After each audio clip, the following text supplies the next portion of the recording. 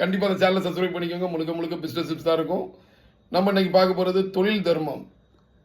பிஸ்னஸில் நம்ம என்ன செய்யக்கூடாது, என்ன தப்பு செய்யக்கூடாதுங்கிறத பற்றி தான் நம்ம பார்க்க போகிறோம். உதாரணத்துக்கு ஒரு ரியல் எஸ்டேட் பிஸ்னஸ் எடுத்துக்கிடுவோம்.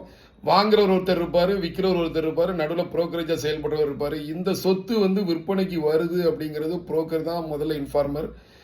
அவர் வாங்குறவர்கிட்ட போய் சொல்கிறாரு. அவர் தான் ஃபஸ்ட்டு.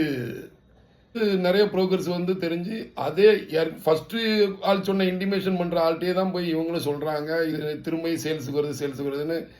ஏதோ ஒரு சந்தர்ப்பத்தில் வாங்குறவர் ஒன்னாவது நமக்கு இன்ஃபார்மர் சொன்னவரை விட்டுட்டு வேற ஆள் மூலமா முடிச்சிருந்தாங்க அந்த ப்ராப்பர்ட்டியை. அப்படி செய்யாதீங்க. ஏன் சொல்றேன்னா, புரோக்கரேஜை பொறுத்தவரையில் அவங்களும் கஷ்டப்பட்டுட்டு தான் இருப்பாங்க. ஸோ புரோக்கரேஜுக்கு ப்ரியாரிட்டி கொடுத்தா அந்த தொழிலில் அடுத்து வரக்கூடிய ப்ராப்பர்ட்டியை அவரை சௌரியமா இருந்ததுன்னா உங்களை தான் ஃபர்ஸ்ட் ப்ரியாரிட்டி கொடுத்து அவர் திரும்ப எடுத்துட்டு போவார். ஸோ மேலும் பிஸ்னஸ் கிடைச்சிக்கிட்டே இருக்கும்.